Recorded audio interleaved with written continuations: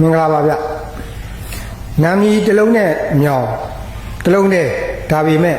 မြောင်အလောင်းစီသူလဲ့တော်မူတဲ့အခါအေယာတန်လာမျက်နှာဖြာအကွေ့ကဖောင်းတော်အ၍ရှေ့သို့မဆန်လေးဖင်ဟန်ကြောင့်ဟူရာဖြူညိုလျှောက်တင်ဒီကနက်ဖောင်းရစ်ပတ်နှောင်းနေတဲ့ဆံရွယ်ကြီးတွေကြောင့်နှောင့်နှေးရကြောင်းပါဖရာတဲ့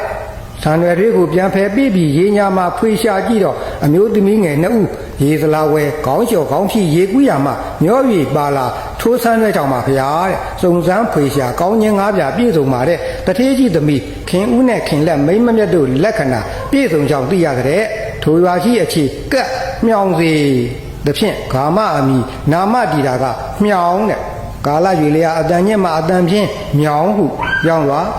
ရှေးခါတကြီးအုပ်ချုပ်တဲ့ရွာကြီးပေါ့ရေကြီးရမျက်နှာရစီကလာတော့ကြောက်ရည်ရွာအထိုင်နေပိုင်းရုံးကိုမြောင်ကိုရွှေ့မြို့အင်ကပြေးလာတော့မြောင်မျိုးလို့သတ်မှတ်ရုံးနဲ့ကတ်နဲ့ပေါ့တော်ကြော်ဤမြောင်မြို့ဒီတဲ့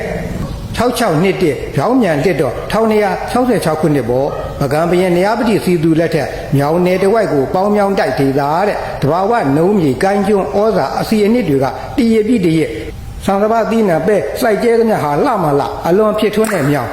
အေယာတန်လာမြင့်နှဖြာချားကရွာကြီးကဟိုးရခင်ကလည်းတောင်ရွာမြောက်ရွာရှိခဲ့ရယခုအထိမပြောင်းမလဲတောင်ရက်မြောက်ရက်အလေရက်တဲ့ညောင်ဟာတဖြည်းဖြည်းစီကလာလူနေထူတဲ့မြို့ဧရိယာကျင်းကျက်လာတော့မြို့တစ်တိုးချက်မြို့တစ်ရက်တဲ့ကျန်စစ်သားမွေးဖွားရဇာတိပိယိမရွာမှာထီးလိုင်ရှင်ဖျားနဲ့လေးလာစရာအများအပြားနဲ့မြောင်အောင်မြေရှိရမြောင်32ပေရှိလေးရသဘာဝကြောက်နှကားကြီးရှိရစင်ကောင်းတောင်ကြီးနဲ့မြောင်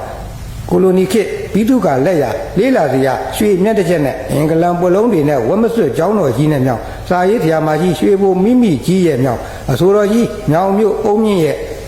မြောင်အလောင်းစီသူရဲ့ဖောင်းတော်ကိုတောင်ရက်တန့်စေခဲ့တဲ့မြောင်ပကံခေတ်